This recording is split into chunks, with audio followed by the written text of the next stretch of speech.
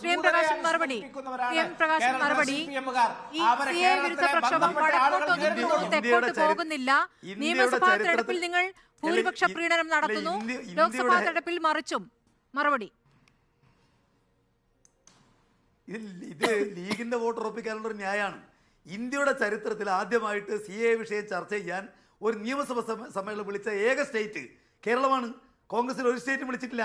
CAAക്കെതിരായിട്ട് supreme കോടതി case കൊടുത്ത ഏക ഗവൺമെന്റ് കേരളത്തിലെ ഗവൺമെന്റാണ്. ഒരു കോൺഗ്രസ് ഗവൺമെന്റും ഇല്ല. 13 മുഖ്യമന്ത്രിമാർക്ക് ഇതിനെ എതിർക്കണമെന്ന് പറഞ്ഞ് കത്തയച്ചത് ഈ കേരളത്തിലെ മുഖ്യമന്ത്രിയാണ്, വേറെ ആരുമില്ല.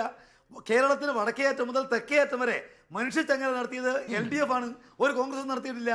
ഡൽഹി പ്രക്ഷോഭത്തിൽ ഒരു കോൺഗ്രസ്സുകാരും ഉണ്ടായിട്ടില്ല. ഇവിടെ ഡൽഹിയിൽ നടന്നിരിക്കുന്ന ഒരു സമയത്തിപ്പോ കേരളത്തിലെ ഏത് എംപിമാരായി പറയുന്ന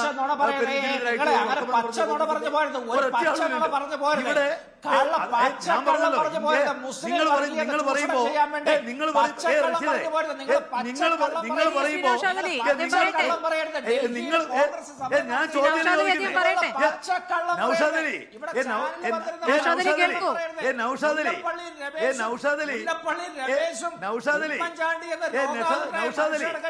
ചെറിയ കുട്ടികളെ പോലെ നൗഷാദ്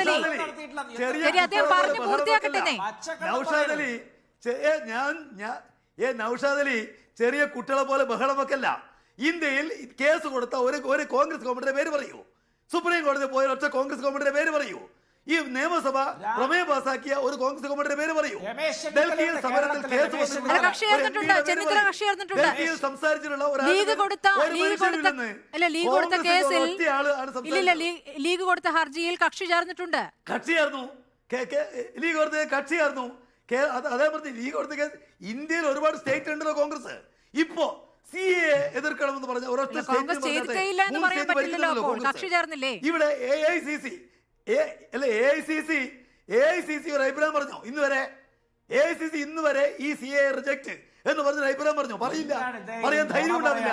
രാഹുൽ ഗാന്ധി ഇവിടെ മത്സരിക്കുന്നല്ലോ. ഞാൻ വെല്ലുവിളി ചോദിക്കാം.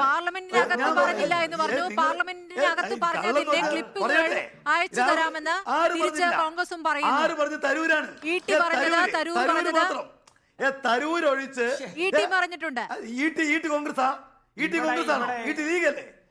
ലീഗാണെന്ന് ഞാൻ പറഞ്ഞ കോൺഗ്രസിനെയാണ് പറഞ്ഞിരിക്കുന്ന ഒരേ ഒരു കോൺഗ്രസ്. തെളിവില്ല. ശശി തരൂർ ഒഴിച്ച് ഒരൊറ്റ കേരളത്തിലെ MP ശശി തരൂർ ഒഴിച്ച് നൗഷദ് അലി ഞാൻ പറയുന്നത് കേൾക്ക്. ശശി തരൂർ ഒഴിച്ച് ശശി തരൂർ ഒഴിച്ച് ഇതിനെതിരായിട്ട് പ്രസംഗിച്ച ഒരൊറ്റ കോൺഗ്രസ് എംപിയുടെ പേര് പറയട്ടെ.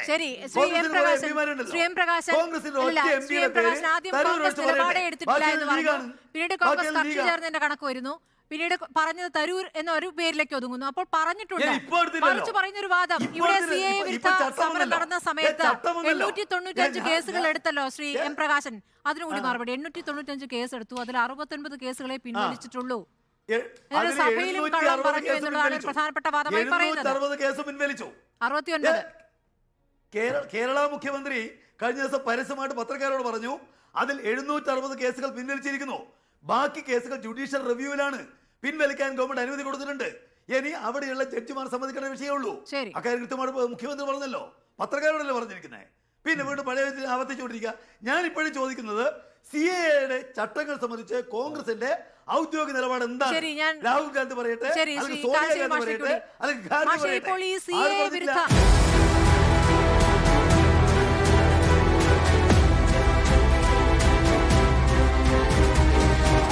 Debate with Smriti Parthikad.